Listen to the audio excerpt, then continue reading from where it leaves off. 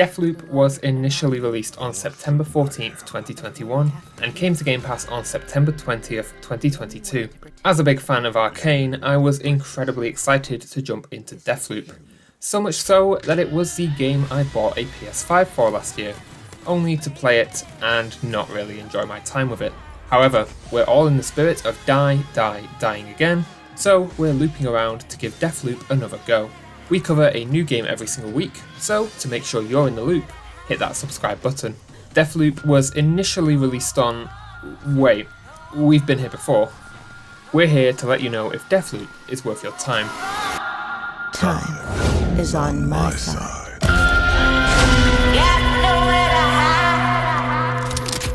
I think Deathloop is a bunch of very good ideas at odds with each other. The crux of the game is that you need to figure out how to kill 8 visionaries to break the loop and escape. During your journey, you'll pick up weapons, trinkets, abilities, and sweet knowledge. If you've played Dishonored, this will all be familiar. Deathloop tries to pull away from the stealth and give you a proper sandbox to make the most of all of your tools. It feels like a natural progression of the Dishonored series, which more prioritized stealth. After a couple of loops to get yourself properly acquainted with all of the game's systems, you're left to run free.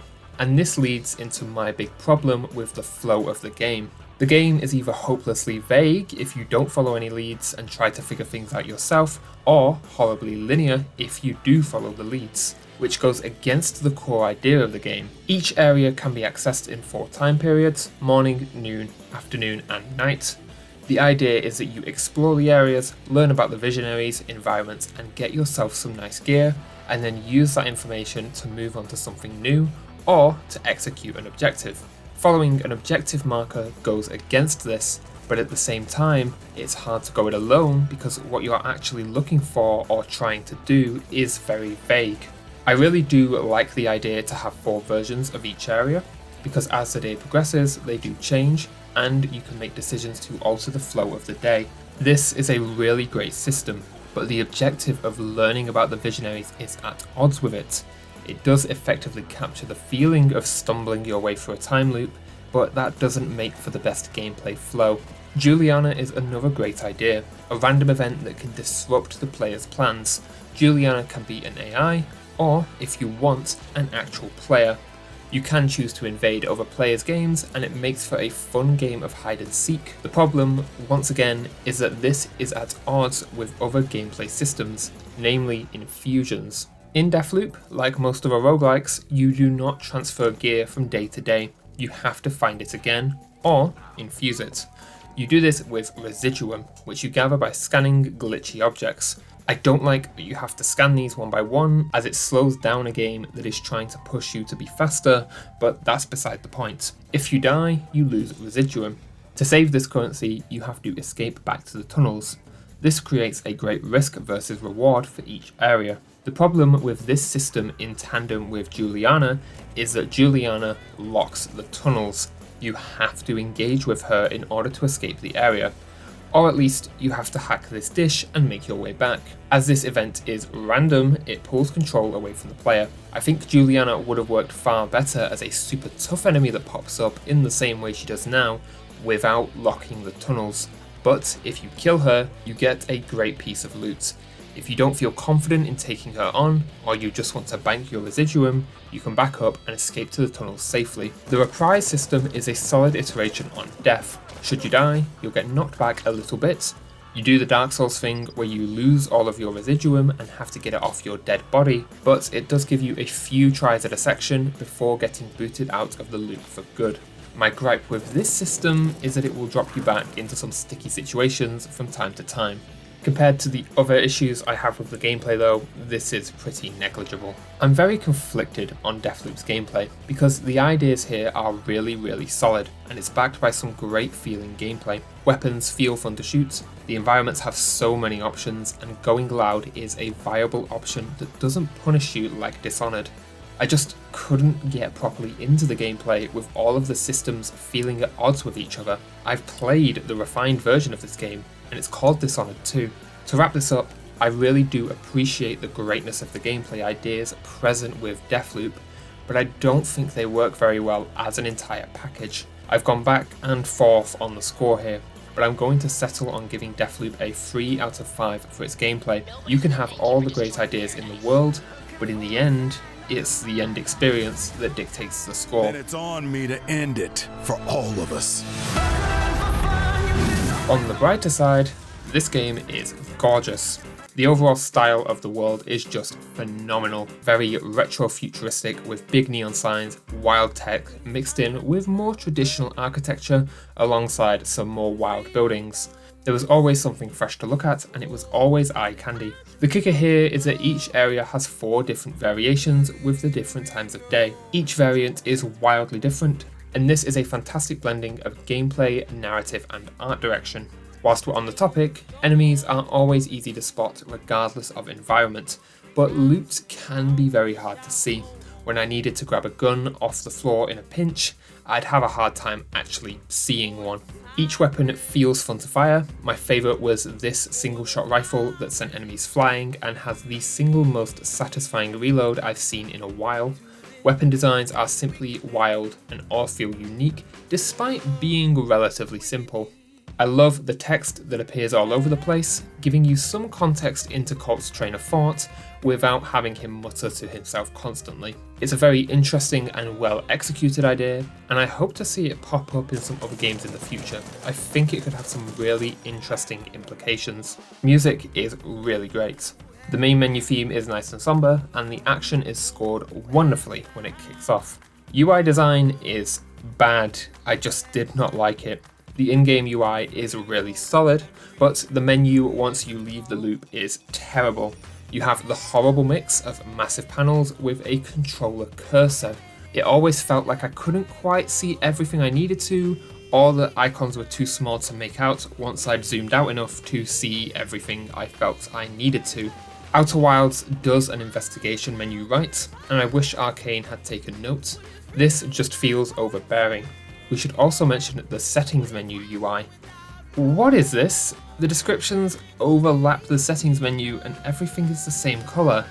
It looks horrendous. Overall, the art direction is firing on all cylinders when it comes to visuals and gameplay.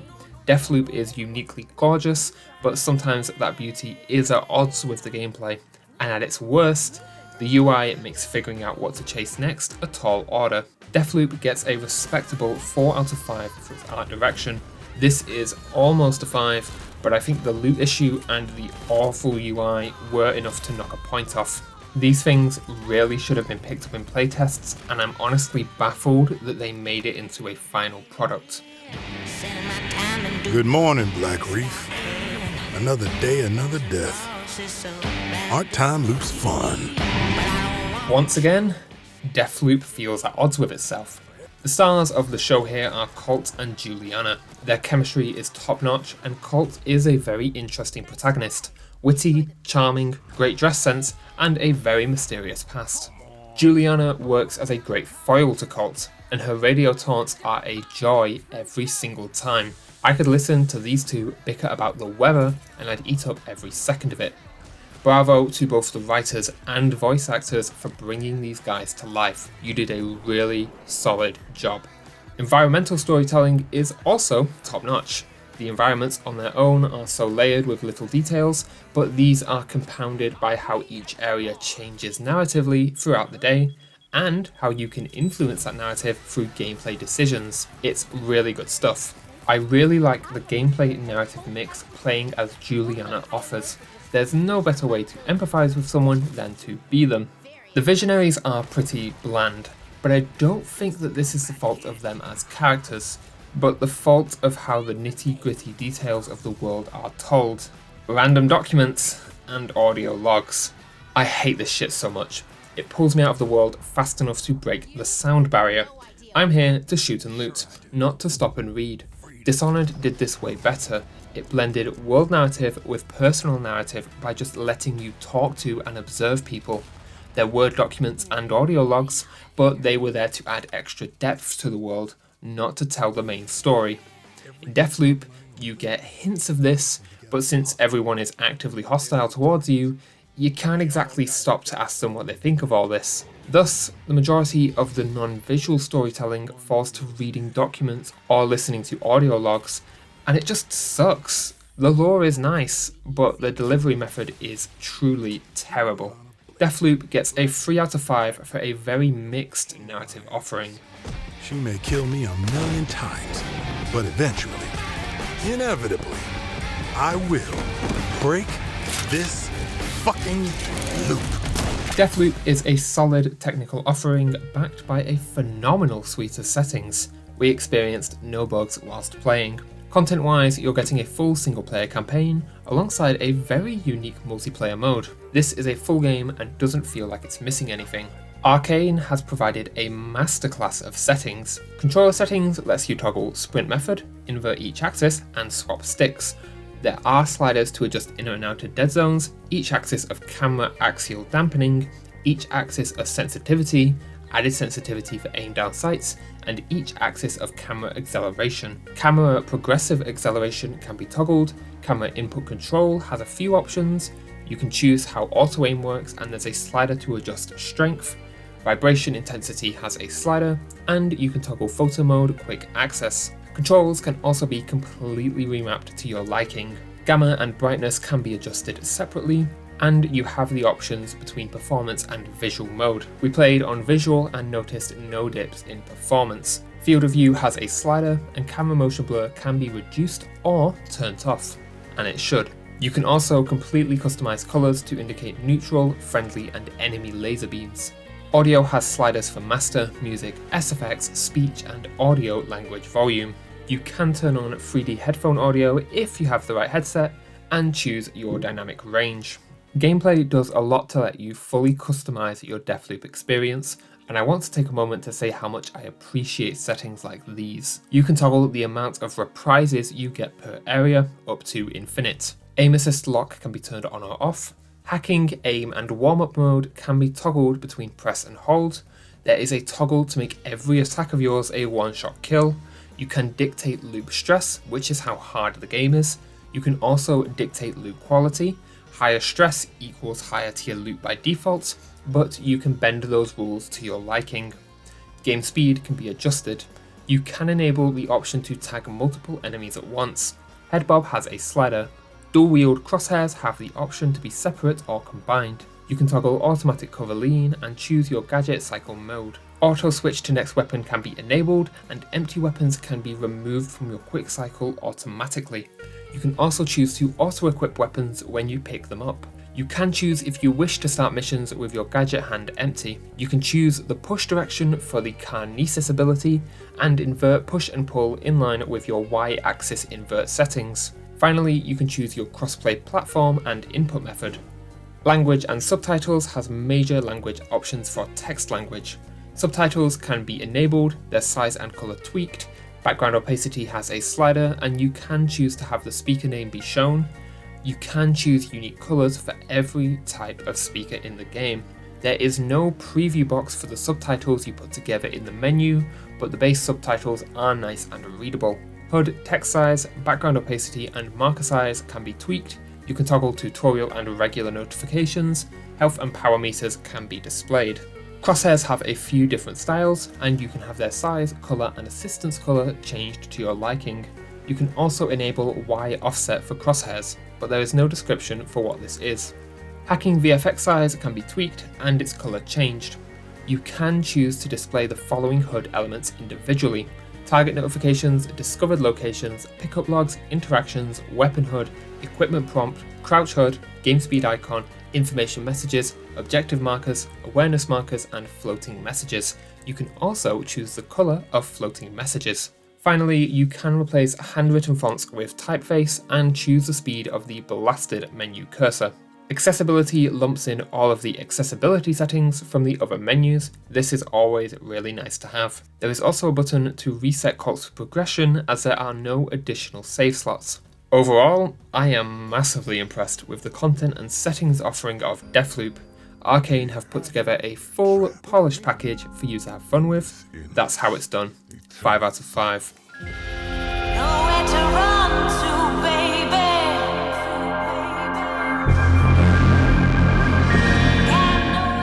Deathloop will take you around 15 to 20 hours to complete. This is a nice middling length for a game and doesn't feel too daunting going in. The loop doesn't have a time limit, so you're free to take your time to explore without fear of wasting your time. The biggest issue I have is that should you choose to save and quit, you'll be thrown right back to the start of your current loop section. Make sure that you have enough time to play if you're going in, because there aren't any checkpoints. Hard drive footprint is middling at 36.5 gigabytes. This is a decent size for what you're getting, but it is still a download to be wary of if you have slow internet or a data cap. There are some commitment niggles, like having to stop and always scan residual objects, always having to hack this door at the start of the loop, and having to go into keycode menus to auto-input codes you already know. But honestly, Deathloop has a solid respect for my time during gameplay. Taking the time to explore does feel rewarding, if vague when you're hunting the main path, but should you wish to focus on the story, you can directly tail leads. As much as I didn't like this as a gameplay system, I'll admit, it doesn't waste your time. Play sessions can be neatly divided and fit in around your real life schedule with ease. The main objectives never took a massively long time, but do be aware that you will lose progress should you need to save and quit. Juliana is a commitment nuisance, as she will randomly appear and actively disrupt your ability to back up to the tunnels to save and quit. This is a big issue if your playtime is limited. Overall, Deathloop is getting a 4 out of 5 on our commitment scale. For the most part, the game has a solid respect for your time. The knowledge you gain through playing is always rewarding, but a large install and problems regarding the system to actually save your progress shave a point off. The only way to protect the cycle The only way to break the cycle is to kill you. This is where my personal opinion and recommendation splinter. I did not enjoy Deathloop as a final product. As a bunch of ideas, I think it's phenomenal, and I think that's why you should play it. Deathloop might be worth your time. There's a lot here to love, but also a lot at odds with each other. This is the hardest verdict I've had to write so far, because I've just spent 20 minutes going into why I'm so conflicted on this game, and yet I'm going to recommend it to you now with a straight face. If you're hankering for more Dishonored, give this a try. If what you've seen here intrigues you, but you're not sure how you'll feel about the game, give it a try. If you disagree with the words I've been saying, thank you for sticking with me, and give Deathloop a try. Deathloop is a very interesting take on a large-scale roguelike, and unfortunately, it just wasn't for me. But there are some diamonds in the rough, and I hope that Arkane can put them on full display next time around.